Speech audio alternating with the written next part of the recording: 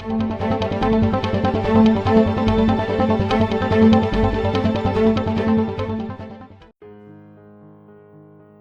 इस वीडियो के पहले भाग में हमने दो प्रतिष्ठित विदेशी थिंक टैंक्स के अध्ययनों की चर्चा की थी, जिनमें यह कहा गया था कि चीन को भारत के खिलाफ युद्ध में अपनी जीत सुनिश्चित मानकर नहीं चलना चाहिए। हालांकि चीन का रक्षा बजट भारत की तुलना में 5 गुना है और उसके हथियारों की संख्या भारत की तुलना में बहुत ज्यादा है, लेकिन फिर भी भारत की ऐसी पारंपरिक मजबूतियां हैं जो उसे चीन की तुलना में लाभ की स्थिति में लाकर खड़ा कर देती है। ये दोनों अध्ययन बोस्टन में Harvard Kennedy school of government और वॉशिंगटन में centre for a new American security की तरफ से किए गए हैं। आप इनका लिंक हमारे डिस्क्रिप्शन में देख सकते हैं। हमने अपने पिछले वीडियो में इन अध्ययनों में दिए गए 3 बिंदुओं की चर्चा की थी। इसमें कहा गया था कि परमाणु हथियारों के मामले में न भारत को फायदा है और न ही चीन को, क्योंकि इन दोनों के बीच में अगर कोई युद्ध होता है तो उसमें परमाणु हथियारों का एंगल नहीं आएगा। उसके बाद वायुसेनाओं के मामले में भारत बेहतर स्थिति में है, क्योंकि चीन के ज्यादातर विमान लद्दाख के करीब नहीं बल्कि उसकी पूर्वी सीमाओं के करीब तैनात हैं, जबकि भारत ने अपनी चीन सीमा पर काफी ढांचा विकसित कर लिया है जहां पर उसके विमान तैनात हैं। तीसरे बिंदु के रूप में पहाड़ी क्षेत्र में दोनों सेनाओं के अनुभव की चर्चा की गई थी, जिसमें भारत चीन पर भारी पड़ता है। अब आइए देखते हैं कि इन अध्ययनों में आगे क्या कहा गया है। सबसे पहले जिक्र करते हैं उपलब्ध सैनिकों की संख्या का। इन रिपोर्टों में कहा गया है कि लद्दाख के इलाके में भारत के लगभग 2.25 लाख सैनिक उपलब्ध हैं, यानी भारत जब भी चाहे इन सैनिकों को तैनात कर सकता है।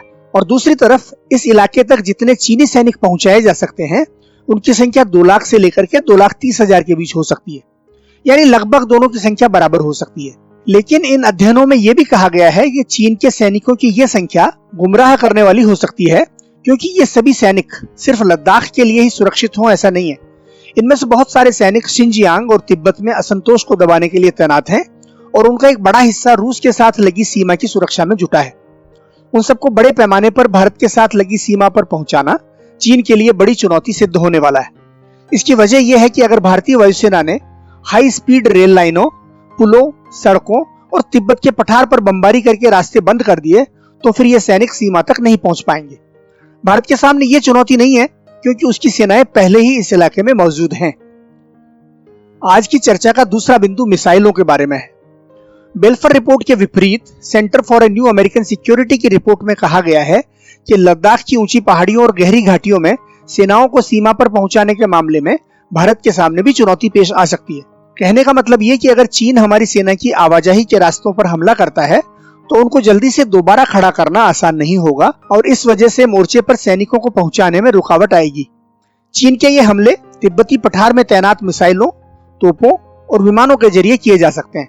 लेकिन यहाँ पर एक अहम सवाल पैदा होता है और वो ये कि क्या चीन के पास भारत के तमाम लक्ष्यों को निशाना बनाने के लिए पर्याप्त संख्या में मिसाइलें मौजूद हैं, खासतौर पर इस इलाके में मौजूद हैं।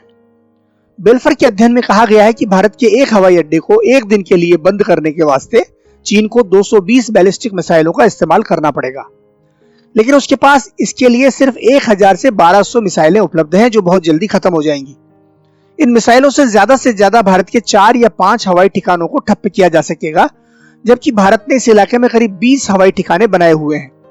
दूसरी तरफ अगर भारत चीन के हवाई ठिकानों पर मिसाइलें बरसाता है तो उसके लिए चुनौती ज्यादा आसान होगी, क्योंकि लद्दाख के निकट चीन के हवाई ठिकानों की संख्या ही कुल मिलाकर 8 है और उनमें से भी ज्यादातर सिविलियन हवाई ठिकाने हैं।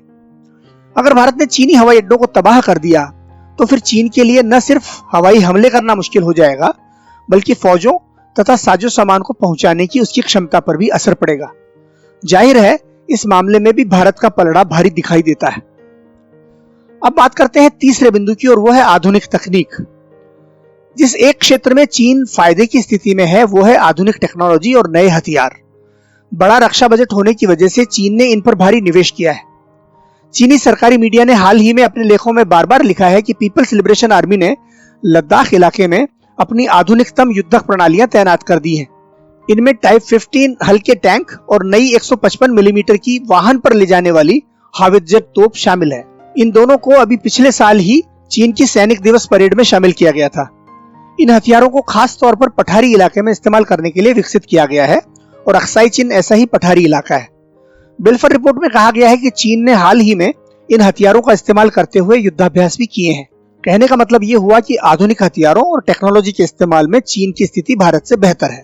अब अगले बिंदु पर आते हैं और वो है दूसरे देशों से रिश्ते। बेल्फर रिपोर्ट में कहा गया है कि चीन भारत से युद्ध में एकदम अकेला ही होगा, क्योंकि किसी भी महाशक्ति से उसके संबंध ऐसे नहीं हैं कि भारत से युद्ध की स्थिति में कोई उसका सहयोग करे। लेकिन दूसरी तरफ भारत ने पिछले कुछ सालों में अमेरिका से रिश्ते प्रगाढ़ कर लिए हैं और अमेरिका के दोस्तों से भी उसके रिश्ते प्रगाढ़ हैं। इसके साथ ही वॉशिंगटन ने भारत को अपना प्रमुख डिफेंस पार्टनर कहकर संबोधित करना शुरू कर दिया है। दोनों देशों के बीच आपसी सैन्य सहयोग भी बढ़ रहा है और अमेरिका के दूसरे मित्रों के साथ भी भारत का सहयोग भी बढ़ रहा है और संयुक्त ट्रेनिंग भी उसकी बढ़ रही है। यानी बायलैटरल के साथ साथ मल्टीलैटरल स्तर पर भी भारत का अमेरिका के साथ प्रगाढ़ फौजी रिश्ता है। अमेरिका के साथ साथ भारत जापान, ऑस्ट्रेलिया और फ्रांस के साथ भी युद्धाभ्यास में हिस्सा लेता रहा है। याद रहे, इन युद्धाभ्यासों में हिस्सा लेने वाली पश्चिमी सेनाओं ने भारतीय सैनिकों और अधिकारियों के युद्ध कौशल और किसी भी हालात में ढल जाने की विशेषता को बहुत सराहा है। दूसरी तरफ चीन के संयुक्त युद्धाभ्यास पाकिस्तान और रूस तक सीमित हैं और जहां तक रूस का सवाल है, उसके साथ भारत के भी बहुत अच्छे रिश्ते हैं। रिपोर्ट कहती है कि भारत चीन युद्ध की स्थिति में अमेरिका भारत को चीनी सेना के बारे में सटीक खुफिया रिपोर्टें और उपग्रह रिपोर्टें मुहैया करा सकता है, जिससे उसे लड़ाई के मैदान में फायदा होगा। मिसाल के तौर पर, अगर चीन अपने किसी भीतरी इलाके से बड़ी संख्या में फौजों को लद्दाख की तरफ भेजना शुरू करता है, तो भारत अमेरिकी खुफिया सूचनाओं के आधार पर जल्दी से जवाबी कदम उठा लेगा। हालांकि रिपोर्ट में यह एक बात नहीं कही गई है, लेकिन दर्शक आसानी से अंदाजा लगा ही सकते हैं कि America, Australia, Japan, Philippines, Vietnam आदि देशों के साथ भारत के अच्छे संबंधों का लाभ उसे चीन के साथ किसी भी युद्ध की स्थिति में सिर्फ एक तरह से ही नहीं मिलेगा, बल्कि कई तरह से मिलने वाला है। लेकिन उस पर अगले किसी वीडियो में बात करेंगे।